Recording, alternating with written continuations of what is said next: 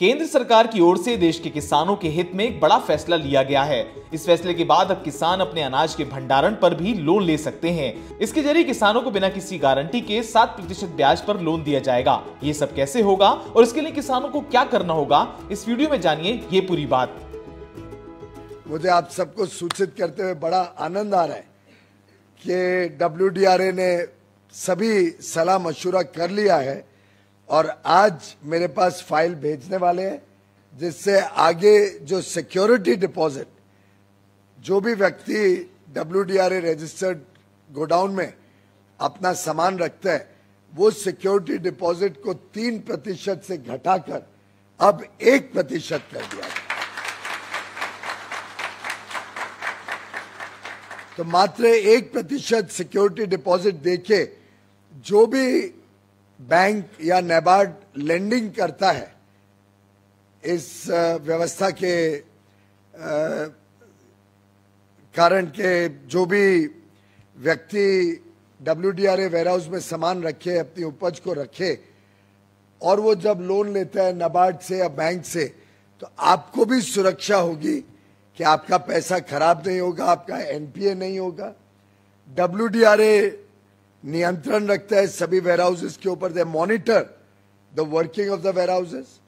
अब जो भी किसान कोई भी WDRA रजिस्टर्ड वेयरहाउस में अपना उपज को रखेगा, तो ये सब बैंक आसानी से और ये डिजिटल माध्यम से बड़ा सरल प्रोसेस से 7% पे किसानों को ऋण दे सकेंगे, जिससे किसान 6 महीने तक अपना सामान WDRA रजिस्टर्ड वेयरहाउस में रखे, कोई कोलैटरल नहीं, कोई और सिक्योरिटी नहीं।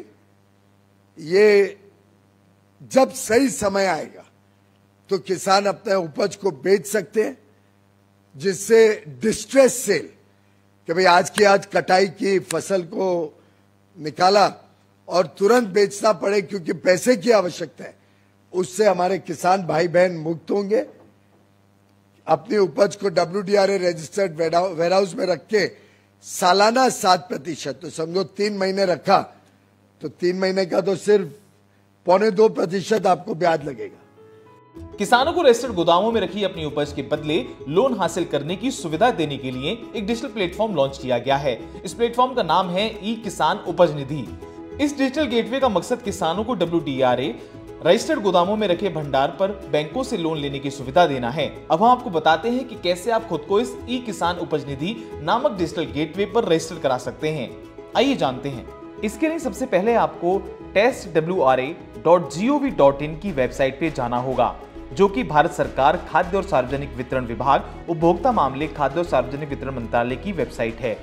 उसके बाद जब आप इस वेबसाइट पे जाएंगे तो आप देख पाएंगे जिसपे लिखा गया है डिजिटल गेटवे ई-किसान उपज निधि। इसमें जुड़ी हुई जानकारी आप पढ़ सकते हैं। उसके बाद आपको 2 ऑप्शन मिलते हैं नीचे, जिसपे लिखा रहता है लॉगिन और रजिस्टर। जैसे जैसे आप आगे बढ़ेंगे तो आप देखेंगे कि आपको रजिस्टर वाले लिंक पर क्लिक करना है। जब आप रजिस्टर वाले लिंक पे क्लिक करेंगे तो आपसे इस वेबसाइट पे मांगा जाएगा आपका एक मोबाइल नंबर। आपको कोई भी अपना नंबर देना है जो आप चलाते हैं, जिसपे आपका OTP आएगा। मोबाइल 10 अंकों का मोबाइल नंबर डालने के बाद आपके पास एक OTP आएगा, साथ ही के साथ आपको एक कैप्चा कोड भी आएगा।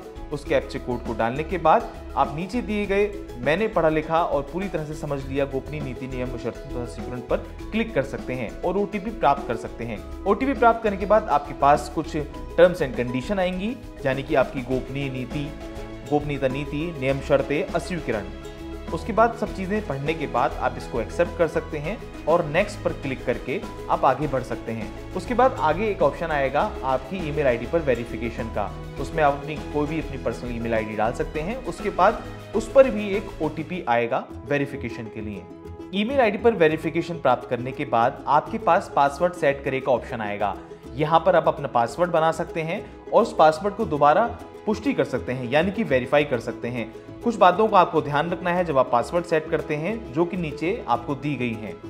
उसके बाद आप इसकी होम पेज पे जाकर इसके लिए अप्लाई कर सकते हैं। अप्लाई करने के बाद कुछ इस तरीके का आपके पास फॉर्मेट खुलेगा, जहां पर लिखा होगा कृपया निम्न उल्लेखित दस्तावेज तैयार रखें।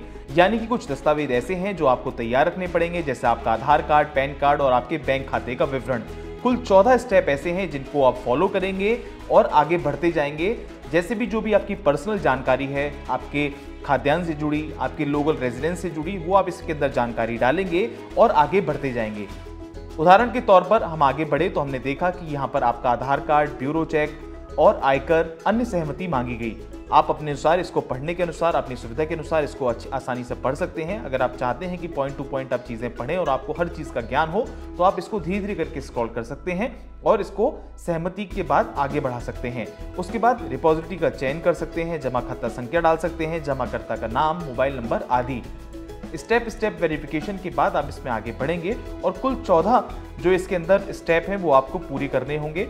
कुल 14 स्टेप पूरे करने के बाद आपका फॉर्म पूरी तरीके से सबमिट हो जाएगा। अगर आपको किसी भी प्रकार की कोई जानकारी चाहिए तो नीचे दिए गए नंबर और मेल एड्रेस पर जाकर आप अपनी सहायता मांग सकते हैं।